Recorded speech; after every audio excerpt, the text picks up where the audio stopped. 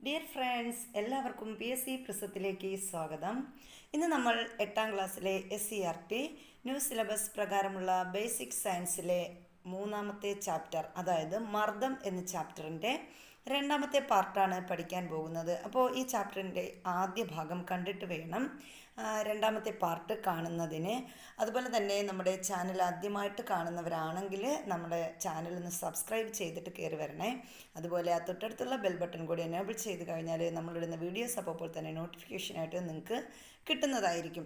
അപ്പോൾ ഇന്ന് നമ്മൾ മർദ്ദമാപിനി എന്ന് പറയുന്ന ആ ഒരു ഭാഗത്തോട്ടാണ് വന്നിരിക്കുന്നത്. പ്ലാസ്റ്റിക് ട്യൂബ് യു ആകൃതിയിൽ പലകയിൽ ഉറപ്പിക്കുക. അതിൽ ജലം നിറയ്ക്കുക. ട്യൂബിൻ്റെ സ്വതന്ത്രമായ അഗ്രത്തിൽ ഒരു ഫണൽ ചിത്രത്തിലേതുപോലെ ബന്ധിപ്പിക്കുക. ഫണലിൻ്റെ വിസ്തൃതമായ ഭാഗത്ത് ബലൂൺ ഉപയോഗിച്ച് ഒരു ഡയഗ്രം ഉണ്ടാക്കുക. പലകയിൽ സ്കെയിൽ ഉറപ്പിക്കുക. മർദ്ദമാപിനി തയ്യാറായി. അപ്പോൾ ഈ മർദ്ദമാപിനി നമുക്കും എന്ത് ചെയ്യാൻ പറ്റും? വീട്ടിൽ തന്നെ തയ്യാറാക്കാൻ സാധിക്കും. അപ്പോൾ മർദ്ദമാപിനി എന്ന് പറഞ്ഞാൽ എന്താണെന്ന് ആദ്യം ഞാൻ ഒന്നുകൂടി പറയാം. ദ്രാവക മർദ്ദം അളക്കാൻ ഉപയോഗിക്കുന്ന ഉപകരണമാണ് മർദ്ദമാപിനി. അപ്പോൾ ഈ മർദ്ദമാപിനി നമുക്ക് വീട്ടിൽ എളുപ്പത്തിൽ നിർമ്മിക്കാം എന്നാണ് പറയുന്നത്. ഇനി ഫണലിലെ ബലൂണിൽ വിരൽ കൊണ്ട് അമർത്തി മർദ്ദം പ്രയോഗിക്കൂ. ട്യൂബിലെ ജലനിരപ്പുകൾ തമ്മിൽ വ്യത്യാസം കാണുന്നില്ല. അപ്പം നമുക്ക് ഈ മർദ്ദമാപിനി ഉണ്ടാക്കിയിട്ട് അതിൽ ഫണലിലൊരു ബലൂൺ ഉണ്ട്. ആ ബലൂണിൽ വിരൽ കൊണ്ട് അമർത്തി മർദ്ദം പ്രയോഗിക്കാം.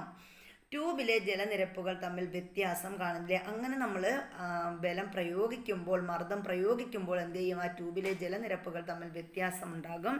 കൂടുതൽ മർദ്ദം പ്രയോഗിക്കുന്നതിനനുസരിച്ച് ജലനിരപ്പുകൾ തമ്മിൽ വ്യത്യാസം കൂടുന്നത് കാണാം. അപ്പോൾ ഇനിയും അതുപോലെ ഒരു പരീക്ഷണമാണ് പറഞ്ഞിരിക്കുന്നത്. ഒരു ബീക്കറിൽ വ്യത്യസ്ത ദ്രാവകങ്ങൾ എടുത്ത് മർദ്ദമാപിനി ഉപയോഗിച്ച് മർദ്ദം അളന്ന് പട്ടികയിൽ ചേർക്കൂ. അപ്പോൾ ഇതൊക്കെ നമുക്ക് പരീക്ഷണം നടത്തിയാൽ മാത്രമേ നമുക്ക് എന്ത് ചെയ്യാൻ പറ്റത്തുള്ളൂ? ഈ ഒരു പരീക്ഷണം നമുക്ക് ചെയ്യാൻ പറ്റത്തുള്ളൂ. ഇനി നോക്കേ, എന്നാലും നമുക്കൊന്ന് പറഞ്ഞു പോകാം.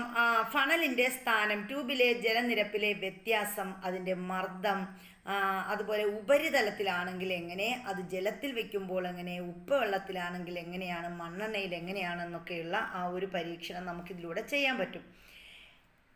ഇനി നമ്മൾ പറയുന്നത് വാതകമർദ്ദത്തെക്കുറിച്ചാണ്. വാതകമർദ്ദം വളരെ പ്രധാനപ്പെട്ട ഒരു ഭാഗമാണ്. ഖരപദാർത്ഥങ്ങൾക്കും ദ്രാവകങ്ങൾക്കും എന്നതുപോലെ വാതകങ്ങൾക്കും മർദ്ദം പ്രയോഗിക്കാനുള്ള കഴിവുണ്ട്. അപ്പോൾ നമ്മൾ നേരത്തെ പറഞ്ഞതുപോലെ ഖരപദാർത്ഥങ്ങൾക്ക്, അതുപോലെ ദ്രാവകങ്ങൾ, ഇവയ്ക്കൊക്കെ എന്ത് ചെയ്യാൻ, മർദ്ദം പ്രയോഗിക്കാനുള്ള കഴിവുള്ളതുപോലെ ആർക്കും, വാതകങ്ങൾക്കും മർദ്ദം പ്രയോഗിക്കുന്നതിനുള്ള കഴിവുണ്ട്. വാഹനങ്ങളുടെ ടയറിൽ മർദ്ദമാണല്ലോ വായു നിറയ്ക്കുന്നത്. അപ്പോൾ മർദ്ദം അളന്നാണ് എന്ത് ചെയ്യുന്നത്? നമുക്ക് ടയർ കണ്ടറിയാം. ടയർ വീർത്തിരിക്കുന്നത് എന്താണ്? നമ്മൾ പറയുമല്ലോ, അയ്യോ കാറ്റ് പോയി എന്ന് പറയുമ്പോൾ എന്താണ്? അവിടെ വാതകമാണ്. വാതകം നിറച്ച് വെച്ചിരുന്ന വാതകം കഴിഞ്ഞു എന്നാണ് നാം മനസ്സിലാക്കേണ്ടത്. അപ്പോൾ വാഹനങ്ങളുടെ ടയറിൽ മർദ്ദമളന്നാണ് എന്ത് ചെയ്തിരിക്കുന്നത്? വായു നിറച്ചിരിക്കുന്നത്. വാതകത്തിൻ്റെ കണികകൾ ഒരു പ്രതലത്തിൽ യൂണിറ്റ് പരപ്പളവിൽ ചെലുത്തുന്ന ബലമാണ് വാതകമർദ്ദം. അപ്പോൾ എന്താണ് വാതകമർദ്ദം എന്ന് ചോദിച്ചാൽ നമുക്ക് പറയാം, വാതകത്തിൻ്റെ കണികകൾ, അപ്പോൾ ഇനി ഈ ഓക്സിജൻ ആവാം, അങ്ങനെയുള്ള വാതകങ്ങളുടെ കണികകൾ എന്ത് ചെയ്യുന്നു? ഒരു പ്രതലത്തിൽ യൂണിറ്റ് പരപ്പളവിൽ ചെലുത്തുന്ന ബലം, അതിനെയാണ് നമ്മൾ എന്തെന്ന് പറയുന്നത്? വാതകമർദ്ദം എന്ന് പറയുന്നത്. ഇത് വാതക കണികകളുടെ കൂട്ടുമുട്ടലുകളുടെ ഫലമാണ്. അപ്പോൾ ഈ വാതക കണികകൾ തമ്മിൽ കൂട്ടിമുട്ടുന്നതിൻ്റെ ഫലമായിട്ടാണ് എന്ത് ചെയ്യുന്നത്? വാതകത്തിന് കണികകൾ ഒരു പ്രതലത്തിൽ, അതല്ലെങ്കിൽ ഒരു യൂണിറ്റ് പരപ്പളവിൽ വരുമ്പോൾ അവിടെ ഒരു ബലം ചെലുത്തുന്നുണ്ട്. ആ വാതകങ്ങൾ തമ്മിൽ കൂട്ടിമുട്ടുമ്പോഴാണ് ഈ ഒരു ബലം അവിടെ ഉണ്ടാകുന്നത്. ആ ഒരു ബലത്തിനാണ് നമ്മൾ എന്തെന്ന് പറയുന്നത്? വാതക മർദ്ദം എന്ന് പറയുന്നത്. ഇനി കുറച്ചുകൂടി വിശദമായിട്ടൊരു ഡെഫിനിഷനായിട്ട്, ഒരു നിർവചനമായിട്ട് വാതകമർദ്ദം എന്താണെന്ന് പറഞ്ഞിട്ടുണ്ട്.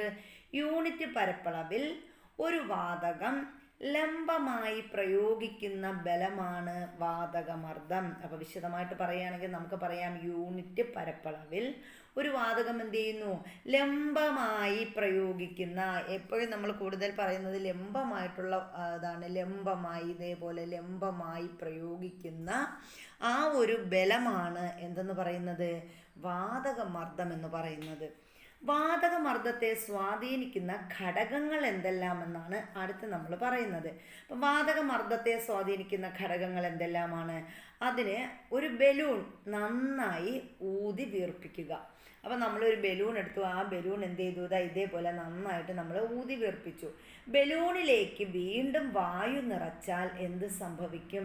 അപ്പം നമ്മൾ വീണ്ടും എന്ത് ചെയ്യുന്നു, വീണ്ടും നന്നായിട്ട് ഊതി വീർപ്പിച്ചു, പരമാവധി നമ്മൾ ആ ബലൂണിനെ ഊതി വീർപ്പിച്ച് വച്ചിരിക്കുകയാണ്. വീണ്ടും നമ്മൾ ബലൂണിലേക്ക് എന്ത് ചെയ്യുന്നു, വായു നിറയ്ക്കാൻ ശ്രമിച്ചു കഴിഞ്ഞാൽ എന്താ സംഭവിക്കുന്നത്? ബലൂൺ പൊട്ടിപ്പോകും. വായുവിൻ്റെ മർദ്ദം താങ്ങാൻ കഴിയാതെ വരുന്നത് കൊണ്ടാണ് ബലൂൺ എന്ത് ചെയ്യുന്നത്, പൊട്ടുന്നത്. കൂടുതൽ വായു നിറയ്ക്കുമ്പോൾ വാതക കണികകളുടെ എണ്ണത്തിലുണ്ടാകുന്ന മാറ്റം ചിത്രത്തിൽ നോക്കി കണ്ടെത്താനും പറഞ്ഞിട്ടുണ്ട്. ഇതിൽ നിന്ന് എന്ത് അനുമാനിക്കാം? അപ്പോൾ ഇവിടെ കണ്ടോ, വാതകങ്ങൾ, ഇത് ചെറുതായിട്ട് പെരുക്കിയ ഒരു ബലൂണാണ് ഇവിടെ തന്നിരിക്കുന്നത്. ഇത് കൂടുതൽ പെരുക്കിയ ഒരു ബലൂണാണ്. അപ്പോൾ ഏറ്റവും കൂടുതൽ വാതകങ്ങൾ അടങ്ങിയിരിക്കുന്ന കണികകൾ എവിടെയാണ്? ഈ ഒരു ബലൂണിലാണ് നമുക്ക് കാണാൻ സാധിക്കും. അപ്പം നമുക്ക് പറയാം എന്ത്, വാതകമർദ്ദം കണികകളുടെ എണ്ണത്തെ ആശ്രയിക്കുന്നുണ്ട്. അപ്പോൾ വാതകമർദ്ദം, കണികകളുടെ എണ്ണം കൂടുന്നതിനനുസരിച്ച് എന്ത് ചെയ്യുന്നു, വാതകങ്ങളുടെ മർദ്ദവും കൂടുന്നു. അപ്പോൾ വാതകങ്ങളുടെ മർദ്ദം എന്തിനെ സ്വാധീനിക്കുന്നുണ്ട്? നമ്മുടെ വാതകങ്ങളുടെ കണികകളുടെ എണ്ണം എന്തിനെ സ്വാധീനിക്കുന്നുണ്ട്? വാതകമർദ്ദത്തെ സ്വാധീനിക്കുന്നുണ്ടെന്ന് നമുക്ക് പറഞ്ഞൂടെ? അപ്പോൾ വാതകമർദ്ദം കണികകളുടെ എണ്ണത്തെ ആശ്രയിക്കുന്നുണ്ട്. കണികകളുടെ എണ്ണം കൂടുമ്പോൾ എന്ത് ചെയ്യും? വാതകമർദ്ദം കൂടുന്നു. അപ്പോൾ അത് ഓർത്ത് വെക്കുക. ഇതൊക്കെ നമുക്ക് സ്റ്റേറ്റ്മെൻ്റ് ആയിട്ട് വരുന്ന ക്വസ്റ്റ്യൻസ് ആണ്. അപ്പോൾ വാതകമർദ്ദം കണികകളുടെ എണ്ണത്തെ ആശ്രയിക്കുന്നു. കണികകളുടെ എണ്ണം കൂടുമ്പോൾ എന്ത് ചെയ്യുന്നു? വാതകമർദ്ദം കൂടുന്നു. വ്യത്യസ്ത വലിപ്പമുള്ള 2 ബലൂണുകളിൽ ഒരേ അളവ് വായു നിറയ്ക്കുക. ഇപ്പോൾ 2 ബലൂണിലെയും വാതക കണികകളുടെ എണ്ണം തുല്യമായിരിക്കുമല്ലോ. ഏത് ബലൂണിലാണ് കൂടുതൽ മർദ്ദം അനുഭവപ്പെടുന്നത്? അപ്പോൾ 2 ബലൂണിലും ഒരേ വാതക കണികകളാണ് ഉള്ളതെങ്കിൽ എന്തായിരിക്കും? ഏത് ബലൂണിലാണ് കൂടുതൽ മർദ്ദം അനുഭവപ്പെടുന്നത് എന്ന് ചോദിക്കുമ്പോൾ 2ലും തുല്യ അളവായിരിക്കുമല്ലോ. വ്യാപ്തം വാതകങ്ങളുടെ മർദ്ദത്തെ സ്വാധീനിക്കുന്നു. അപ്പോൾ അടുത്ത് നമുക്ക് പറയാനുള്ളത് എന്താണ്? ഇതൊക്കെ സ്റ്റേറ്റ്മെൻ്റ് ആയിട്ട് ചോദിക്കാൻ പറ്റുന്ന ക്വസ്റ്റ്യൻസ് ആണ്. വ്യാപ്തം വാതകങ്ങളുടെ മർദ്ദത്തെ സ്വാധീനിക്കുന്നു. ഊതി വീർപ്പിച്ച ഒരു ബലൂൺ വെയിലത്ത് വയ്ക്കുക. എന്ത് നിരീക്ഷിക്കുന്നു? ബലൂണിലെ വായു ചൂട് പിടിക്കുമ്പോൾ വായുമർദ്ദത്തിന് എന്ത് മാറ്റമുണ്ടായി? അപ്പോൾ നമ്മൾ ഊതി വീർപ്പിച്ച ഒരു ബലൂൺ വെയിലത്ത് വെക്കുകയാണ്. എന്ത് നിരീക്ഷിക്കുന്നു? ബലൂണിലെ വായു ചൂട് പിടിക്കുമ്പോൾ വായുമർദ്ദത്തിന് എന്ത് മാറ്റമുണ്ടാവും? വായു ചൂട് പിടിക്കുമ്പോൾ എന്ത് ചെയ്യും? കണികകൾ വായുമർദ്ദത്താൽ പെട്ടെന്ന് പൊട്ടും. താപനില വാതകങ്ങളുടെ മർദ്ദത്തെ സ്വാധീനിക്കുന്നു. അപ്പം നമുക്ക് പറയാം എന്താണ്? വാതകങ്ങളുടെ മർദ്ദത്തെ സ്വാധീനിക്കുന്ന ഘടകങ്ങൾ എന്തൊക്കെയാണെന്നാണ് നമ്മൾ പറഞ്ഞു വരുന്നത്. അപ്പോൾ ഇവിടെ നിന്ന് നമുക്ക് നമുക്കിതെല്ലാം കൂടി ഒരുമിച്ച് പറയാം. അപ്പോൾ ഊതി വീർപ്പിച്ച ഒരു ബലൂൺ വെയിലത്ത് വെച്ചാൽ എന്ത് നിരീക്ഷിക്കാം നമുക്ക്? താപനില കൂടുമ്പോൾ ബലൂണ് എന്ത് ചെയ്യും? അവിടെ വായുമർദ്ദം കൂടും എന്ന് നമുക്ക് മനസ്സിലാക്കാം. അപ്പോൾ താപനില വാതകങ്ങളുടെ മർദ്ദത്തെ സ്വാധീനിക്കുന്നു. പ്രഷർ കുക്കറിൽ പാചകം ചെയ്യുമ്പോൾ താപനില കൂടുന്നതിനനുസരിച്ച് കുക്കറിനുള്ളിലെ മർദ്ദം ഉയരുന്നുണ്ട്. അപ്പോൾ അതുപോലെയാണ് നമ്മൾ എന്ത് പറയുന്നത്? ഈ വാതകങ്ങളുടെ മർദ്ദത്തെ എന്ത് സ്വാധീനിക്കുന്നു എന്ന് നമുക്ക് പറയാം? താപനില സ്വാധീനിക്കുന്നു എന്ന് പറയാം. ഇനി മുകളിലെ പ്രവർത്തനങ്ങളിൽ നിന്നും വാതകമർദ്ദത്തെ സ്വാധീനിക്കുന്ന ഘടകങ്ങളെ ലിസ്റ്റ് ചെയ്യാൻ പറഞ്ഞിട്ടുണ്ട്. അപ്പോൾ ഇതുവരെ നമ്മൾ പഠിച്ചത് തന്നെയാണ്. നമ്മൾ ഇതിനെല്ലാത്തിനെയും കൂടെ ചേർത്ത് ഒന്ന് ഒരുമിച്ച് വയ്ക്കുന്നു, അങ്ങനെയുള്ളൂ. അപ്പോൾ ഒന്നാമതായിട്ട് കണികകളുടെ എണ്ണം വാതകമർദ്ദത്തെ സ്വാധീനിക്കുന്നു എന്ന് നമുക്ക് പറയാൻ സാധിക്കും. അപ്പോൾ കണികകളുടെ എണ്ണം എന്ത് ചെയ്യുന്നു? വാതകമർദ്ദത്തെ സ്വാധീനിക്കുന്നു. പിന്നെ നമ്മൾ പറഞ്ഞു കണികകളുടെ വ്യാപ്തം എന്ത് ചെയ്യുന്നു? വാതകമർദ്ദത്തെ സ്വാധീനിക്കുന്ന മറ്റൊരു ഘടകമാണ് വ്യാപ്തം. അതുപോലെ താപനില എന്തിനെ സ്വാധീനിക്കുന്നു? നമ്മുടെ വാതകമർദ്ദത്തെ സ്വാധീനിക്കുന്ന മറ്റൊരു ഘടകമാണ്. അപ്പോൾ ഈ 3 ഘടകങ്ങളാണ് എന്തിനെ സ്വാധീനിക്കുന്നത്? വാതകമർദ്ദത്തെ സ്വാധീനിക്കുന്ന ഘടകങ്ങളെന്ന് നമുക്ക് പറയാം. ഇനി നമ്മൾ പ്രധാനമായിട്ടും പഠിക്കാൻ പോകുന്നത് അന്തരീക്ഷ മർദ്ദത്തെക്കുറിച്ചാണ്. ഭൂമിക്ക് ചുറ്റുമുള്ള വായുവിൻ്റെ ഒരു ആവരണമാണ് അന്തരീക്ഷം.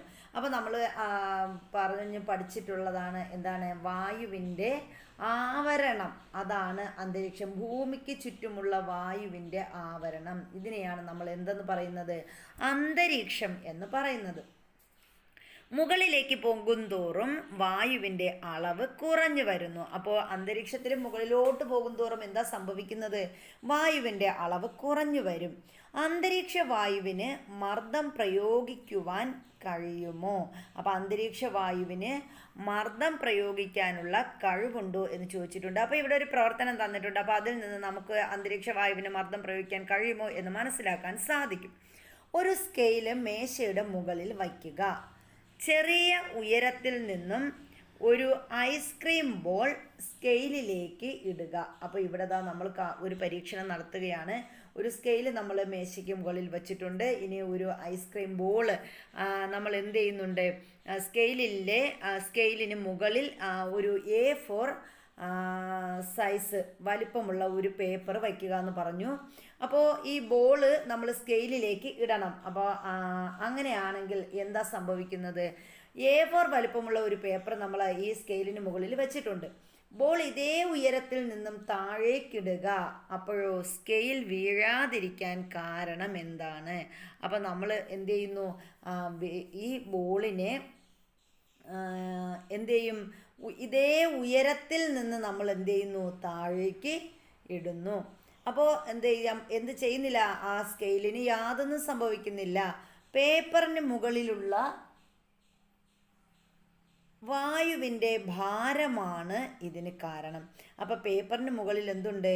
വായുവിൻ്റെ ഭാരമുണ്ട്, വായുണ്ട്. അതുകൊണ്ടാണ് എന്ത് ചെയ്യാത്തത്? ആ സ്കെയില് താഴോട്ട് വീഴാത്തത്. അപ്പോൾ വായുവിൻ്റെ മർദ്ദമാണ് സ്കെയിലിനെ താങ്ങി നിർത്തുന്നത്. അപ്പോൾ നമുക്ക് പറയാം എന്താണ്? അന്തരീക്ഷ വായു വസ്തുക്കളിൽ മർദ്ദം പ്രയോഗിക്കുന്നുണ്ട്. അപ്പം നമ്മൾ നേരത്തെ പറഞ്ഞല്ലോ, അന്തരീക്ഷ വായു മർദ്ദം പ്രയോഗിക്കുവാൻ കഴിയുമോ എന്ന് ചോദിച്ചാൽ എന്താണ്? അന്തരീക്ഷ വായുവിന് ഉറപ്പായിട്ടും വസ്തുക്കളിൽ മർദ്ദം പ്രയോഗിക്കാനുള്ള കഴിവ് ഉണ്ട്. അപ്പോൾ ഇവിടെ നമ്മൾ പഠിച്ച ഒരു സ്റ്റേറ്റ്മെൻറ്റിൽ നമ്മൾ എത്തി. അന്തരീക്ഷ വായു വസ്തുക്കളിൽ മർദ്ദം പ്രയോഗിക്കുന്നുണ്ട്. അന്തരീക്ഷ വായു എന്ത് ചെയ്യുന്നുണ്ട്? വസ്തുക്കളിൽ മർദ്ദം പ്രയോഗിക്കുന്നുണ്ടോ എന്ന് നമ്മൾ കണ്ടെത്തി. അടുത്ത് നമ്മൾ പറയുന്നത് മേൽ ചെയ്ത പ്രവർത്തനത്തിൽ നിന്നും അന്തരീക്ഷ മർദ്ദത്തിൻ്റെ സ്വാധീനം മനസ്സിലാക്കിയല്ലോ. അപ്പം എന്താണ് അന്തരീക്ഷ മർദ്ദം എന്ന് നമ്മൾ അറിയണ്ടേ? അപ്പം അന്തരീക്ഷ മർദ്ദം എന്നാൽ എന്ത് എന്ന് ചോദിച്ചാൽ നമുക്ക് പറയാം, ഭൂമിയുടെ ഉപരിതലത്തിൽ യൂണിറ്റ് പരപ്പളവിൽ അനുഭവപ്പെടുന്ന വായുയൂപത്തിൻ്റെ ഭാരമാണ് അന്തരീക്ഷ മർദ്ദം. അപ്പം എന്താണ് അന്തരീക്ഷ മർദ്ദം എന്ന് പറഞ്ഞാൽ? നമ്മുടെ ഭൂമിയുടെ ഉപരിതലത്തിൽ യൂണിറ്റ് പരപ്പളവിൽ അനുഭവപ്പെടുന്ന വായുയൂപത്തിൻ്റെ ഭാരമാണ് എന്തെന്ന് പറയുന്നത്? അന്തരീക്ഷ മർദ്ദം എന്ന് പറയുന്നത്. അന്തരീക്ഷ മർദ്ദത്തിൻ്റെ യൂണിറ്റ് ചോദിക്കാറുണ്ട്. അന്തരീക്ഷ മർദ്ദത്തിൻ്റെ യൂണിറ്റ് ബാർ ആണ്. നമ്മൾ പോകുന്ന ബാറൊന്നും അല്ല കേട്ടോ. അന്തരീക്ഷ മർദ്ദത്തിൻ്റെ യൂണിറ്റ് ബാറാണ്. അന്തരീക്ഷ മർദ്ദം ഭൂമിയിൽ എല്ലായിടത്തും ഒരുപോലെയാകുമോ? അപ്പം അന്തരീക്ഷ മർദ്ദം ഭൂമിയിൽ എല്ലായിടത്തും ഒരുപോലെയാകുമോ എന്ന് ചോദിച്ചിട്ടുണ്ട്. എന്നിട്ട് ഒരു ചിത്രം നിരീക്ഷിക്കാൻ പറഞ്ഞിട്ടുണ്ട്. ഏറ്റവും കൂടുതൽ മർദ്ദം അനുഭവപ്പെടുന്നത് ഏത് പുസ്തകത്തിലായിരിക്കും? അപ്പോൾ ഇവിടെ നോക്കിയേ, ഏറ്റവും കൂടുതൽ മർദ്ദം അനുഭവപ്പെടുന്നത് ഇതിലേത് പുസ്തകത്തിലായിരിക്കും? കാരണം എന്ത് എന്ന് ചോദിച്ചിട്ടുണ്ട്. അപ്പോൾ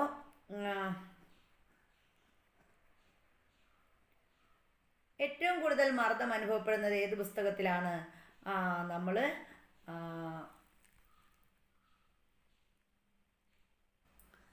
അപ്പം നമ്മൾ ആദ്യം തന്നെ പഠിച്ചായിരുന്നു അന്തരീക്ഷ മർദ്ദം ഭൂമിയിൽ അതായത് മുകളിലേക്ക് പോകുന്തോറും അന്തരീക്ഷ മർദ്ദം കുറയുന്നു എന്നാണ് നമ്മൾ നേരത്തെ പഠിച്ചത്. അപ്പോൾ അന്തരീക്ഷമർദ്ദം ഭൂമിയിൽ എല്ലായിടത്തും ഒരുപോലെയാകുമോ എന്ന് ചോദിച്ചാൽ നമുക്ക് പറയാം ഭൂമിയിൽ എല്ലായിടത്തും ഒരുപോലെ അല്ല എന്ന് പറയാം. ഏറ്റവും കൂടുതൽ മർദ്ദം അനുഭവപ്പെടുന്നത് ഏത് പുസ്തകത്തിലായിരിക്കും? അപ്പോൾ ഏറ്റവും കൂടുതൽ മർദ്ദം ഇവിടെ അനുഭവപ്പെടുന്നത് ഈ അടിയിൽ കാണുന്ന ഈ പുസ്തകത്തിനായിരിക്കും അല്ലേ? കാരണം എന്താണ്? എല്ലാ പുസ്തകങ്ങളുടെയും ഭാരം താങ്ങുന്നത് ഈ ഒരു പുസ്തകമാണ്. അതുകൊണ്ട് തന്നെ ഈ മർദ്ദം ഏറ്റവും കൂടുതൽ അനുഭവപ്പെടുന്നത് ഈ ഒരു പുസ്തകത്തിനായിരിക്കും. കാരണം മറ്റ് എല്ലാ പുസ്തകങ്ങളുടെയും ഭാരം ഈ ഒരു പുസ്തകം കൂടുന്നു. അതുപോലെ തന്നെ ഇതിൻ്റെ ഉപരിതലം കുറവാണ്. ഇതിൻ്റെ ഉപരിതലം കൂട്ടിയാൽ എന്ത് ചെയ്യും? കുറച്ചുകൂടി ഒരു പുസ്തകങ്ങളെ താങ്ങാനുള്ള ഒരു ശേഷി അതിന് കാണും. അതല്ലാന്നുണ്ടെങ്കിൽ നമുക്കറിയാം മുകളിൽ നിന്ന് ഇത് മറിഞ്ഞു വീഴാനുള്ള സാധ്യത കൂടുതലാണ്. ഇതുപോലെ യൂണിറ്റ് പരപ്പളവിൽ അനുഭവപ്പെടുന്ന വായുയൂപത്തിൻ്റെ ഭാരമാണ് അന്തരീക്ഷമർദ്ദം. അപ്പോൾ നമ്മൾ പറഞ്ഞു യൂണിറ്റ് പരപ്പളവിൽ അനുഭവപ്പെടുന്ന വായുയൂപത്തിൻ്റെ ഭാരമാണ് എന്തെന്ന് പറഞ്ഞു? അന്തരീക്ഷമർദ്ദം എന്ന് പറഞ്ഞു. എങ്കിൽ ഉയരം കൂടുന്നതിനനുസരിച്ച് അന്തരീക്ഷമർദ്ദത്തിൽ എന്ത് മാറ്റമുണ്ടാകും? ഉയരം കൂടുന്നതിനനുസരിച്ച് അന്തരീക്ഷമർദ്ദം കുറയും. അപ്പോൾ നമ്മൾ ഇതാണ് ഇവിടെ നിന്ന് പഠിച്ചത്. ഭൂമിയുടെ ഉപരിതലത്തിൽ നിന്നും മുകളിലേക്ക് പോകും തോറും അന്തരീക്ഷമർദ്ദം കുറഞ്ഞു വരുന്നു. അപ്പം നമ്മളൊരു സ്റ്റേറ്റ്മെൻറ്റിലെത്തി. എന്താണ്? ഭൂമിയുടെ ഉപരിതലത്തിൽ നിന്നും മുകളിലേക്ക് പോകും തോറും എന്ത് കുറഞ്ഞു വരുന്നു? അന്തരീക്ഷമർദ്ദം കുറഞ്ഞു വരുന്നു. തിരിച്ച് ചിലപ്പോൾ സ്റ്റേറ്റ്മെൻറ്റായിട്ട് നമ്മളോട് കൂടി വരുന്നു എന്നൊക്കെ ആയിരിക്കും പറയുന്നത്. അപ്പോൾ അവിടെ നമ്മൾ ഓരോ ആൻസറും ശ്രദ്ധിച്ച് വേണം നമ്മൾ പഠിക്കാൻ വേണ്ടിയിട്ട്. അപ്പോൾ ഭൂമിയുടെ ഉപരിതലത്തിൽ നിന്നും മുകളിലേക്ക് പോകും തോറും അന്തരീക്ഷമർദ്ദം കുറഞ്ഞു വരുന്നു. അതുകൊണ്ടാണ് നമ്മൾ പറയുന്നത് ഈ സ്റ്റേറ്റ്മെൻറ്റ് ക്വസ്റ്റ്യൻസ് ഇങ്ങനെ ധാരാളമായി ചോദിക്കാൻ ചാൻസ് ഉള്ളത് കൊണ്ടും അതുകൊണ്ടാണ് പറയുന്നത് നമ്മൾ ടെക്സ്റ്റ് ബുക്ക് നന്നായിട്ട് മനസ്സിലാക്കിയാൽ മാത്രമേ ഇനിയുള്ള PSC പരീക്ഷകൾക്ക് നമ്മൾ ഉദ്ദേശിക്കുന്ന രീതിയിൽ മാർക്ക് സ്കോർ ചെയ്യുന്നതിനും വളരെ എളുപ്പത്തിൽ ജോലി നേടിയെടുക്കുന്നതിനും സാധിക്കുകയുള്ളൂ. ഇനി നോക്കിയേ, സമുദ്രനിരപ്പിലെ അന്തരീക്ഷമർദ്ദം പ്രമാണ അന്തരീക്ഷമർദ്ദം എന്നറിയപ്പെടുന്നു. അപ്പം നമ്മുടെ സമുദ്രനിരപ്പിൽ ഒരു അന്തരീക്ഷമർദ്ദമുണ്ട്. ആ അന്തരീക്ഷമർദ്ദം അറിയപ്പെടുന്നത് സ്റ്റാൻഡേർഡ് അറ്റ്മോസ്ഫറിക് പ്രഷർ അഥവാ പ്രമാണ അന്തരീക്ഷമർദ്ദം എന്നാണ്. ഇത് നമ്മുടെ ഒരു ആറ്റം അഥവാ 0.76 മീറ്റർ ഉയരവും യൂണിറ്റ് പരപ്പളവുമുള്ള രസരൂപത്തിൻ്റെ ഭാരത്തിന് തുല്യമായിരിക്കും. അപ്പോൾ ഇതിൻ്റെ പ്രത്യേകത എന്താണ്? സമുദ്രനിരപ്പിലെ അന്തരീക്ഷമർദ്ദം പ്രമാണ അന്തരീക്ഷമർദ്ദം എന്നാണ് അറിയപ്പെടുന്നത്. ഇത് നമ്മൾ എങ്ങനെ കണക്കാക്കുന്നത്? ഇത് ഒരു ആറ്റം അല്ലെങ്കിൽ 0.76 മീറ്റർ ഉയരവും യൂണിറ്റ് പരപ്പളവുമുള്ള രസയൂപത്തിൻ്റെ ഭാരത്തിന് തുല്യമായിരിക്കും. അപ്പോൾ ചിലപ്പോൾ നമ്മളോട് ചോദിക്കും പ്രമാണ അന്തരീക്ഷമർദ്ദം കണക്കാക്കുന്നത് എങ്ങനെ, അല്ലെങ്കിൽ പ്രമാണ അന്തരീക്ഷമർദ്ദത്തിൻ്റെ അതിൻ്റെ ആ ഒരു യൂണിറ്റ് പരപ്പളവ് എത്രയാണ് എന്ന് ചോദിക്കാം. അപ്പോൾ ഒന്നുകിൽ ഒരു ആറ്റം, അതല്ല എന്നുണ്ടെങ്കിൽ 0.76 മീറ്റർ ഉയരവുമുള്ള യൂണിറ്റ് പരപ്പളവുള്ള ഒരു രസയൂപത്തിൻ്റെ ഭാരത്തിന് തുല്യമായിരിക്കും. അന്തരീക്ഷമർദ്ദം അളക്കാൻ ഉപയോഗിക്കുന്ന ഉപകരണമാണ് ബാരോമീറ്റർ എന്ന് നമ്മൾ പറഞ്ഞു. അപ്പോൾ അന്തരീക്ഷമർദ്ദം അളക്കാൻ ഉപയോഗിക്കുന്ന ഉപകരണം ചോദിച്ചാൽ ഏതാണ്? ബാരോമീറ്റർ ആണ്. ഇനി നേരത്തെ നമ്മളൊരു ബാർ പറഞ്ഞായിരുന്നല്ലോ, അതെന്താ പറഞ്ഞത്? അന്തരീക്ഷമർദ്ദത്തിൻ്റെ യൂണിറ്റാണ് എന്ത്? ബാറ്.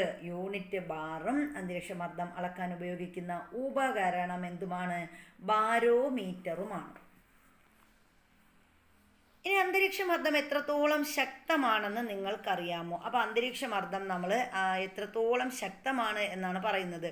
ഒരു അലൂമിനിയം ക്യാൻ എടുത്ത് അതിൽ ചൂടുവെള്ളം നിറച്ച് ഒഴിച്ച് കളയുക. അപ്പോൾ ഒരു അലൂമിനിയം ക്യാൻ നമ്മൾ എടുക്കുക, അതിൽ ചൂടുവെള്ളം നിറച്ച് എന്നിട്ട് അതെന്ത് ചെയ്യണം? ഒഴിച്ച് കളയണം. ക്യാൻ അടച്ച ശേഷം തണുത്ത വെള്ളത്തിലേക്ക് പെട്ടെന്ന് താഴ്ത്തുക. അപ്പോൾ നമ്മൾ എന്നിട്ട് എന്ത് ചെയ്യണം? ആ ക്യാനൊന്ന് അടച്ചു വെക്കുക. അടച്ചതിന് ശേഷം തണുത്ത വെള്ളത്തിലേക്ക് പെട്ടെന്ന് താഴ്ത്തുക. എന്താണ് ഇവിടെ നിരീക്ഷിക്കുന്നത്? ഇവിടെ തന്നിട്ടുണ്ട്. എന്താണ് ഇവിടെ നിരീക്ഷിക്കുന്നത്?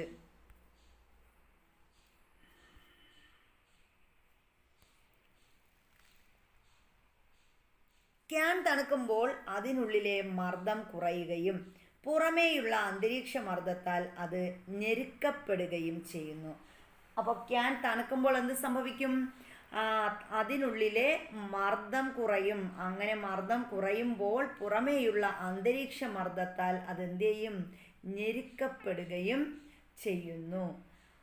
1 മീറ്റർ സ്ക്വയർ പരപ്പളവുള്ള ഒരു മേശയുടെ ഉപരിതലത്തിൽ അന്തരീക്ഷമർദ്ദം പ്രയോഗിക്കുന്ന ബലം എത്രയുണ്ടാകും? അപ്പോൾ നമ്മളിവിടെ 1 മീറ്റർ സ്ക്വയർ പരപ്പളവുള്ള ഒരു മേശ, ആ മേശയുടെ ഉപരിതലത്തിൽ അന്തരീക്ഷമർദ്ദം പ്രയോഗിക്കുന്ന ബലം എത്രയുണ്ടാകും എന്നാണ് ചോദിച്ചിരിക്കുന്നത്. കണക്കാക്കി നോക്കിയാലോ. അന്തരീക്ഷമർദ്ദം എന്ന് പറയുന്നത് നമ്മുടെ 1.01325 പാസ്കലാണ്. അപ്പോൾ അന്തരീക്ഷ മർദ്ദം എന്ന് പറയുന്നത് 101 325 പാസ്കലാണെന്ന് പഠിച്ചു വെക്കുക. 101 325 പാസ്കലാണ് അന്തരീക്ഷ മർദ്ദം. ഇനി അപ്പോൾ ഇവിടെ എന്താ പറഞ്ഞിരിക്കുന്നത്? അപ്പോൾ നമ്മൾ പറഞ്ഞു എന്താ നമ്മുടെ ഇവിടെ ബലം എന്ന് പറയുന്നത് ബലം സമം മർദ്ദം ഇൻറ്റു പരപ്പളവ്. അപ്പം നമുക്കിവിടെ ബലമാണ് കാണാനുള്ളത് അല്ലേ. അപ്പോൾ ഇവിടെ ചോദിച്ചിരിക്കുന്നതാണ് 1 മീറ്റർ സ്ക്വയർ പരപ്പളവുള്ള ഒരു മേശയുടെ ഉപരിതലത്തിൽ അന്തരീക്ഷ മർദ്ദം പ്രയോഗിക്കുന്ന ബലം എത്രയുണ്ടാകും? അപ്പോൾ നമ്മൾ ബലമാണ് കാണുന്നത്. അപ്പോൾ ബലം എന്താണ്? ബലത്തിൻ്റെ കാണണമെങ്കിൽ നമ്മൾ എന്ത് കണ്ടാൽ മതി? മർദ്ദം ഇൻറ്റു പരപ്പളവ്. ഇവിടെ മർദ്ദം എന്ന് പറയുന്നത് എത്രയാണ്? ഇവിടുത്തെ മർദ്ദം, അന്തരീക്ഷ മർദ്ദം നമ്മൾ കാണേണ്ടത്. അന്തരീക്ഷ മർദ്ദം എന്ന് പറഞ്ഞാൽ 101 325 പാസ്കലാണെന്ന് നമ്മൾ പഠിച്ചു. അപ്പോൾ 1 പാസ്കൽ ഇൻറ്റു എന്താണ് 1 മീറ്റർ സ്ക്വയർ എന്ന് നമുക്ക് കിട്ടും. അപ്പോൾ നമുക്കിവിടെ ഉത്തരം എന്തായിട്ട് വരും? ഇവിടെ 101 325 ന്യൂട്ടൺ എന്നാണ്. ബലത്തിൻ്റെ യൂണിറ്റാണ് ന്യൂട്ടൺ. അപ്പോൾ ഇവിടെ ബലം എന്ന് പറയുന്നത് ഈ ഒരു കണക്കിലാണ് നമുക്ക് കിട്ടുന്നത്. ഇത് ഏകദേശം 103.39 കിലോഗ്രാം മാസുള്ള ഒരു വസ്തുവിൻ്റെ ഭാരത്തിന് തുല്യമാണ്. അപ്പോൾ ഈ പറഞ്ഞ കണക്ക് എന്ന് പറയുന്നത് എത്രയാണ്? നമ്മുടെ 10,339 കിലോഗ്രാം മാസുള്ള ഒരു വസ്തുവിൻ്റെ ഭാരത്തിന് തുല്യമാണ് നമ്മളിവിടെ പറഞ്ഞ ഈ ഒരു നമ്മുടെ 101 325 ന്യൂട്ടൺ എന്ന് പറയുന്നത്. ഇത്രയും വലിയ ബലം അനുഭവപ്പെട്ടിട്ടും മേശ നിലം പതിക്കാത്തത് എന്തുകൊണ്ടായിരിക്കും എന്ന് ചോദിച്ചിട്ടും ഉണ്ട്. ഇനി ഇവിടെ നമുക്കൊന്ന് നോക്കാം. വലിയോ വലി ഇവിടെ ഒരു ബോക്സിൽ തന്നിട്ടുണ്ട്. എന്താണ് ഈ വലിയോ വലി എന്ന് പറഞ്ഞാൽ ഇവിടെ കാണിച്ചിട്ടുണ്ട്. ഒരു കുതിര അങ്ങോട്ടും ഇങ്ങോട്ടും വലിക്കുന്ന കുറച്ച് കുതിരകളെ നിർത്തിയിട്ടുണ്ട് കേട്ടോ. സെൻറ്ററിൽ ഒരു ഇതുപോലെ ഒരു സാധനത്തിൽ കെട്ടിയിട്ട് കുറച്ച് കുതിരകൾ അങ്ങോട്ടും കുറച്ച് കുതിരകൾ ഇങ്ങോട്ടും നിർത്തിയിട്ടുണ്ട്. ഇനി ഈ കുതിരകൾ എന്ത് ചെയ്യുന്നു? അങ്ങോട്ടും ഇങ്ങോട്ടും വലിക്കുന്ന കാഴ്ചയാണ് നമ്മൾ കാണുന്നത്. അപ്പോൾ ഇത് എന്താണ് ഈ വലിയോ വലി എന്ന് പറഞ്ഞാലെന്ന് നോക്കാം. 1654 ഓട്ടോ ഫോൺ ഗെറിക്ക 2 ചെമ്പ് പാത്രങ്ങൾ മാഗ്ഡെബർഗ് അർദ്ധഗോളങ്ങൾ ചേർത്തതാണ്. അപ്പോൾ ഈ ഓട്ടോ ഫോൺ ഗെറിക്ക 2 ചെമ്പ് പാത്രങ്ങൾ ചേർത്ത് 35.5 സെൻറ്റിമീറ്റർ വ്യാസമുള്ള ഒരു പൊള്ളയായ ഗോളമുണ്ടാക്കി. അപ്പോൾ അതാണ് നമ്മൾ ഈ കണ്ട ഈ ഒരു ഗോളം എന്ന് പറയുന്നത്. അപ്പോൾ അതാരാ ചെയ്തത്? 1654 ഓട്ടോ ഫോൺ ഗെറിക്ക എന്ന് പറയുന്ന ഒരാളാണ്. 2 ചെമ്പ് പാത്രങ്ങൾ വെച്ചിട്ടാണ് അദ്ദേഹം എന്ത് ചെയ്തത്? 35.5 സെൻറ്റിമീറ്റർ വ്യാസമുള്ള ഒരു പൊള്ളയായ ഗോളമുണ്ടാക്കി. ഗോളത്തിൽ നിന്ന് വായു നീക്കം ചെയ്തതിന് ശേഷം പാത്രങ്ങളെ വേർപെടുത്താൻ 2 വശത്ത് നിന്നും ബലം പ്രയോഗിച്ച കുതിരകൾക്ക് കഴിഞ്ഞില്ല. അപ്പോൾ എന്താണ്? ആ ഗോളത്തിൽ നിന്ന് വായു നീക്കം ചെയ്തതിന് ശേഷം പാത്രങ്ങളെ വേർപെടുത്തണം. അതിനുവേണ്ടി എന്ത് ചെയ്തു? 2 വശത്ത് നിന്നും ബലം പ്രയോഗിച്ച കുതിരകളെ അദ്ദേഹം നിർത്തി. പക്ഷേ 2 വശത്ത് നിന്നും വലിച്ച കുതിരകൾക്ക് ഇത് കഴിഞ്ഞില്ല. വായു മർദ്ദം ചെലുത്തുന്ന അതിശക്തമായ ബലം അങ്ങനെ ആദ്യം പ്രകടമായി. അപ്പോൾ അതിൽ നിന്ന് നമുക്ക് മനസ്സിലാക്കാം വായു മർദ്ദം ചെലുത്തുന്ന അതിശക്തമായ ബലം ആണ് ഇതിന് കാരണമെന്ന് അദ്ദേഹം മനസ്സിലാക്കി. അപ്പം ദ്രാവകങ്ങളിലേതുപോലെ വാതകങ്ങളിലും മർദ്ദം എല്ലാ ദിശകളിലേക്കും അനുഭവപ്പെടുന്നു. അപ്പോൾ ഇതിൽ നിന്ന് നമുക്ക് കണ്ടെത്താൻ സാധിക്കുന്നത് എന്താണ്? ദ്രാവകങ്ങളിലേതുപോലെ വാതകങ്ങളിലും മർദ്ദം എല്ലാ ദിശകളിലേക്കും അനുഭവപ്പെടുന്നു എന്ന് മനസ്സിലാക്കാം. മറ്റൊരു പരീക്ഷണം ചെയ്യാം. ഒരു ഗ്ലാസ്സിൽ ജലം നിറച്ച് കാർഡ്ബോർഡ് കൊണ്ട് അടയ്ക്കുക. കൈ കൊണ്ട് കാർഡ്ബോർഡ് അമർത്തിപ്പിടിച്ച് ഇതിനെ തല കീഴായി കമഴ്ത്തിയ ശേഷം കൈ സാവധാനം മാറ്റുക. ജലം താഴേക്ക് വീഴുന്നുണ്ടോ? ഗ്ലാസ്സിലെ ജലത്തിൻ്റെ ഭാരം മുഴുവൻ ബാലൻസ് ചെയ്യാൻ അന്തരീക്ഷ മർദ്ദം മൂലമുള്ള ബലത്തിന് സാധിക്കുന്നുണ്ടല്ലോ. അപ്പോൾ നമ്മൾ അങ്ങനെ ചെയ്താൽ നമുക്ക് ഈ ഒരു പരീക്ഷണം നമ്മൾ ഈസി ആയിട്ട് ചെയ്ത് നോക്കാൻ പറ്റുന്നതാണ്. അപ്പോൾ എന്ത് ചെയ്താൽ മതി?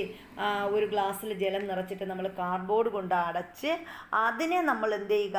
കാർഡ്ബോർഡ് അമർത്തിപ്പിടിച്ചിട്ട് തല കീഴായി കമഴ്ത്തി വയ്ക്കുക. അപ്പോൾ എന്നിട്ട് കൈ സാവധാനം മാറ്റാൻ പറഞ്ഞിട്ടുണ്ട്. ജലം താഴേക്ക് വീഴുന്നുണ്ടോ? ഗ്ലാസ്സിലെ ജലത്തിൻ്റെ ഭാരം മുഴുവൻ ബാലൻസ് ചെയ്യാൻ അന്തരീക്ഷ മർദ്ദം മൂലമുള്ള ബലത്തിന് സാധിക്കുന്നുണ്ട്. വാതകങ്ങളും ദ്രാവകങ്ങളും തമ്മിലുള്ള മർദ്ദം പരസ്പരം തുലനാവസ്ഥ പാലിക്കുന്നത് പ്രകൃതിയിലും നമ്മുടെ ദൈനംദിന ജീവിതത്തിലും സംഭവിക്കുന്ന ഒരു സാധാരണ പ്രതിഭാസമാണ്. അപ്പോൾ വാതകങ്ങളും ദ്രാവകങ്ങളും തമ്മിലുള്ള മർദ്ദം എന്താണ്? പരസ്പരം തുലനാവസ്ഥ പാലിക്കുന്നു എന്ന് നമുക്ക് പറയാം. അപ്പോൾ അത് പ്രകൃതിയിലും നമ്മുടെ ദൈനംദിന ജീവിതത്തിലും സംഭവിക്കുന്ന ഒരു സാധാരണ പ്രതിഭാസമാണ് ഈ ഒരു വാതകങ്ങളും ദ്രാവകങ്ങളും തമ്മിലുള്ള മർദ്ദം എന്ന് പറയുന്നത്. ഇനി മർദ്ദ സന്തുലനമാണ് പറയുന്നത്. ഒരു പ്രവർത്തനം ചെയ്ത് നോക്കാം. പരന്ന പാത്രത്തിൽ ജലമെടുക്കുക. അതിലൊരു മെഴുകുതിരി കത്തിച്ച് വയ്ക്കുക. മെഴുകുതിരി ഗ്ലാസ് കൊണ്ട് അടയ്ക്കൂ. അപ്പോൾ എന്താ സംഭവിക്കുന്നത്? നമ്മൾ പരന്ന പാത്രത്തിൽ ഒരു മെഴുകുതിരി കത്തിച്ച് വെച്ചു. ഒരു പരന്ന പാത്രത്തിൽ ജലമെടുത്തു. എന്നിട്ട് നമ്മൾ അതിൻ്റെ അകത്ത് എന്ത് ചെയ്തു? ഒരു മെഴുകുതിരി കത്തിച്ച് വെച്ചു. ആ മെഴുകുതിരിയെ നമ്മൾ ഗ്ലാസ് കൊണ്ട് അടച്ചു. ഗ്ലാസ് കൊണ്ട് അടയ്ക്കുമ്പോൾ എന്താ സംഭവിക്കുന്നത്? ആ മെഴുകുതിരി നാളത്തിന് എന്ത് സംഭവിക്കുന്നു? മെഴുകുതിരി നാളം അണയുന്നു. ഗ്ലാസ്സിനുള്ളിലെ വായുമർദ്ദത്തിന് എന്ത് മാറ്റമുണ്ടാകുന്നു? വായുമർദ്ദം എന്ത് ചെയ്യും? കൂടുന്നു. അപ്പോൾ എന്ത് ചെയ്യും? അവിടെ ആ ഒരു മെഴുകുതിരി അടയും. ഗ്ലാസ്സിനുള്ളിലെ ജലനിരപ്പിന് എന്ത് മാറ്റമുണ്ടാകുന്നു? ഗ്ലാസ്സിനുള്ളിലെ ജലനിരപ്പ് എന്ത് ചെയ്യുന്നു? മുകളിലേക്ക് ഉയരുന്നു. അപ്പോൾ ഇതാണ് നമുക്ക് ഈ പരീക്ഷണത്തിൽ നിന്ന് ഇവിടെ കാണാൻ പറ്റുന്നത്. ഇനി ഗ്ലാസ്സിനുള്ളിലെ മർദ്ദവും ഗ്ലാസ്സിന് പുറത്തെ അന്തരീക്ഷ മർദ്ദവും തുല്യമാകുന്നത് മൂലമാണ് ജലനിരപ്പ് താഴാതെ നിലനിൽക്കുന്നത്. അപ്പോൾ ആ ജലനിരപ്പ് താഴാതെ നിലനിൽക്കുന്നതിനുള്ള പ്രധാന കാരണം എന്താണ്? ആ ഗ്ലാസ്സിനുള്ളിലെ മർദ്ദവും ഗ്ലാസ്സിന് പുറത്തെ അന്തരീക്ഷ മർദ്ദവും എങ്ങനെയാകും? തുല്യമാകുന്നത് കൊണ്ടാണ് ജലനിരപ്പ് താഴാതെ നിലനിൽക്കുന്നത്. ഒരു സിറിഞ്ചിൻ്റെ പിസ്റ്റൺ അല്പം പിന്നോട്ട് വലിച്ച് അതിൻ്റെ മുൻവശത്തെ ദ്വാരം കൈകൊണ്ട് അമർത്തി അടച്ചു പിടിക്കുക. അപ്പം നമ്മൾ ചെയ്യാനുള്ളത് എന്താണ്? ഒരു സിറിഞ്ച് എടുക്കണം. ആ സിറിഞ്ചിൻ്റെ പിസ്റ്റൺ അല്പം പിന്നോട്ട് വലിച്ചിട്ട് അതിൻ്റെ മുൻവശത്തെ ദ്വാരം എന്ത് ചെയ്യുക? കൈകൊണ്ട് അമർത്തി അടച്ചു പിടിക്കുക. തുടർന്ന് പിസ്റ്റൺ മുഴുവനായും പിന്നോട്ട് വലിച്ചു വിടുക. എന്ത് കാണുന്നു? പിസ്റ്റൺ തിരികെ പോകുന്നത് എന്തുകൊണ്ടാണ്? നിരീക്ഷണവും കാരണവും ചർച്ച ചെയ്യാൻ പറഞ്ഞിട്ടുണ്ട്. അപ്പോൾ ഇവിടെ എന്താ സംഭവിക്കുന്നത്? അതിനും കാരണം എന്ത് തന്നെയാണ്? അന്തരീക്ഷ മർദ്ദം തന്നെയാണ്. അപ്പോൾ താഴെ തന്നിരിക്കുന്ന സന്ദർഭങ്ങൾ വായിച്ച് അതിനുള്ള കാരണങ്ങൾ അന്തരീക്ഷ മർദ്ദത്തിൻ്റെ അടിസ്ഥാനത്തിൽ വിശദീകരിക്കാൻ പറഞ്ഞിട്ടുണ്ട്. ഒന്നാമത്തേത് എന്താണ്? റബ്ബർ സക്കറുകൾ മിനുസമുള്ള പ്രതലത്തിൽ പറ്റിപ്പിടിക്കുന്നു. അപ്പോൾ ഈ റബ്ബർ സക്കറുകൾ മിനുസമുള്ള പ്രതലത്തിൽ പറ്റിപ്പിടിക്കുന്നു കാരണം എന്താണ്?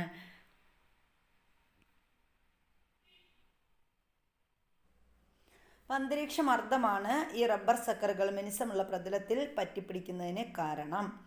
പർവ്വതാരോഹകർക്ക് ഉയരങ്ങളിലെത്തുമ്പോൾ മൂക്കിൽ നിന്നും രക്തസ്രാവം ഉണ്ടാകാറുണ്ട്. അതിനുള്ള കാരണം എന്താണ്?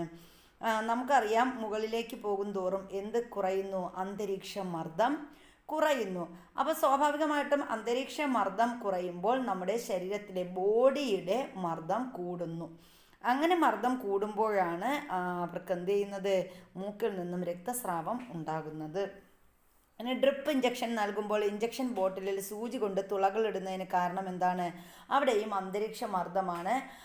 ബോട്ടിലിൽ നമ്മളൊരു തുളയിടുമ്പം ശരിക്കും ആ ഒരു ഡ്രിപ്പ് ഒഴുകി വരും, അല്ലെങ്കിൽ ഡ്രിപ്പ് വരുന്നതിന് അന്തരീക്ഷ മർദ്ദം മൂലം ഇത് സാധിക്കത്തില്ല. അതുകൊണ്ടാണ്.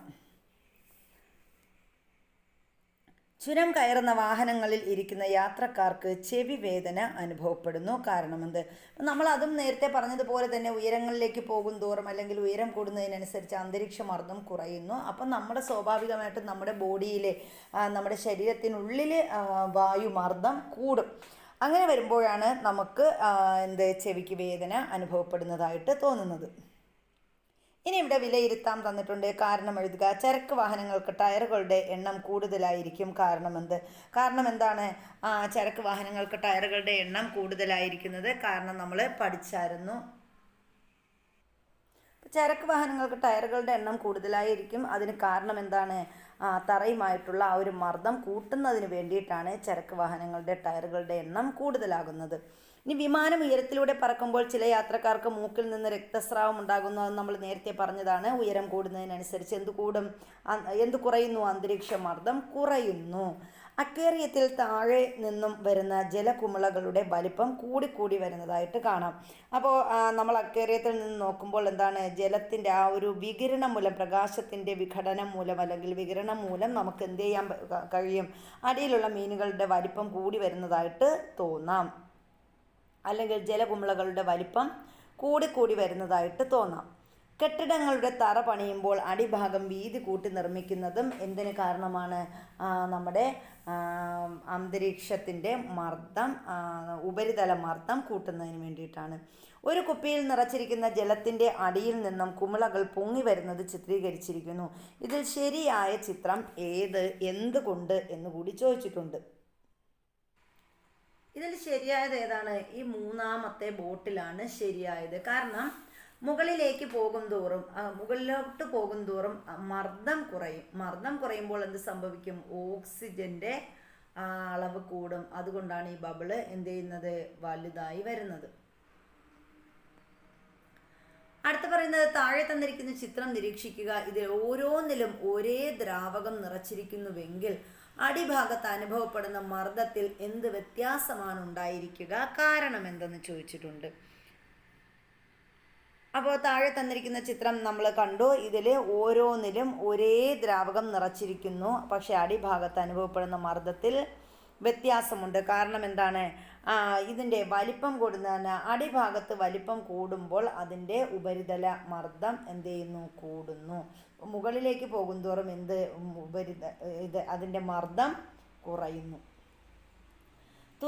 തുറന്നു വച്ച പാത്രത്തിൽ പാചകം ചെയ്യുന്നതിനേക്കാൾ വേഗത്തിൽ പ്രഷർ കുക്കറിൽ പാചകം ചെയ്യാൻ സാധിക്കുന്നു. അതിൻ്റെ കാരണം എന്താണ്? അടച്ചു വെക്കുമ്പോൾ എന്ത് കൂടും? പ്രഷർ കൂടും, മർദ്ദം കൂടും. അതുകൊണ്ടാണ് നമ്മൾ തുറന്നു വെച്ച പാത്രത്തേക്കാൾ പ്രഷർ കുക്കറിൽ പാചകം ചെയ്യുമ്പോൾ മർദ്ദം കൂടുന്നത്. ഇനി മഴയും മർദ്ദവും എന്ന വിഷയത്തെക്കുറിച്ച് പ്രോജക്റ്റ് തയ്യാറാക്കാൻ കുട്ടികളോട് പറഞ്ഞിട്ടുണ്ട്. അതുപോലെ ഒരു പ്ലാസ്റ്റിക് കുപ്പിയുടെ രണ്ടറ്റവും ഒരു പൈപ്പുമായി കടക്കാത്ത വിധം ഘടിപ്പിച്ച് പൈപ്പ് നീളം കൂടിയതും മറ്റൊന്ന് നീളം കുറഞ്ഞതുമായിരിക്കണം. നീളം കൂടിയ പൈപ്പിൻ്റെ അറ്റം വെള്ളം നിറച്ച ഒരു ബക്കറ്റ് ഉയരത്തിൽ വെച്ച് അതിലിടുക. നീളം കുറഞ്ഞ പൈപ്പ് മറ്റൊരു പാത്രത്തിൽ വയ്ക്കുക. പ്ലാസ്റ്റിക് കുപ്പി 2-3 തവണ അമർത്തി വിടൂ. നിരീക്ഷണവും നിഗമനവും എഴുതുക. അപ്പോൾ കുട്ടികൾക്കുള്ള പരീക്ഷണമാണ്. ഇത്രയുമാണ് നമ്മുടെ ഈ ഒരു ചാപ്റ്റർ എന്ന് പറയുന്നത്. അപ്പം നമ്മുടെ ക്ലാസ്സുകൾ ഇഷ്ടപ്പെട്ടാൽ മർദ്ദം എന്ന് പറയുന്ന ചാപ്റ്റർ നമ്മുടെ ഫിസിക്സിൻ്റെ 8ാം ക്ലാസ്സിലെ ഫിസിക്സിൻ്റെ ഭാഗമാണ്. നമ്മൾ ഈ 3 ചാപ്റ്റർ പഠിച്ചത്. ആ ഒരു ഭാഗം നമുക്കിവിടെ കഴിയുന്നു. ഇനി നാളെ മുതൽ നമ്മൾ 8ാം ക്ലാസ്സിലെ തന്നെ 4ാമത്തെ ചാപ്റ്റർ 4, 5, 6 കെമിസ്ട്രി പാർട്ടിൽ നിന്നുള്ളതാണ്. അപ്പോൾ അതാണ് നമ്മൾ പഠിക്കുന്നത്. അപ്പോൾ നമ്മുടെ ക്ലാസ്സുകൾ ഇഷ്ടപ്പെട്ടാൽ ലൈക്ക് ചെയ്യാൻ മറക്കരുത്. എല്ലാവരും കമൻറ്റ് ബോക്സിൽ കമൻറ്റുകൾ ഇടുക. ക്ലാസ്സുകൾ എങ്ങനെയാണെന്ന് പലരുടെയും നല്ല നല്ല അഭിപ്രായങ്ങൾ കമൻറ്റുകളിൽ നമുക്ക് കിട്ടുന്നുണ്ട്. അപ്പോൾ ഈ കമൻറ്റുകൾ നമ്മൾ കൂടുതൽ നന്നാക്കാൻ ശ്രമിക്കുന്നതായിരിക്കും. നമ്മുടെ ക്ലാസ്സുകൾ കുറച്ചുകൂടി നന്നാക്കാൻ ശ്രമിക്കുന്നതായിരിക്കും. ഇനി ഓരോ ക്ലാസ്സുകളുടെയും ക്വസ്റ്റ്യൻ ആൻസർ മാത്രമായിട്ട് നമ്മൾ വീഡിയോസ് ചെയ്യുന്നതായിരിക്കും. ഒരുപാട് പേര് നമുക്ക് പറഞ്ഞിട്ടുണ്ട് ഇതിൻ്റെ ക്വസ്റ്റ്യൻ ആൻസർ മാത്രമായിട്ടുള്ള PDF-ഉം വീഡിയോസും ചെയ്യണമെന്ന്. അപ്പോൾ അത് ഉറപ്പായിട്ട് നമ്മൾ ഉടനെ തന്നെ ചെയ്യുന്നതായിരിക്കും. അപ്പോൾ എല്ലാവർക്കും നല്ലൊരു ദിവസം ആശംസിക്കുന്നു. Thank you.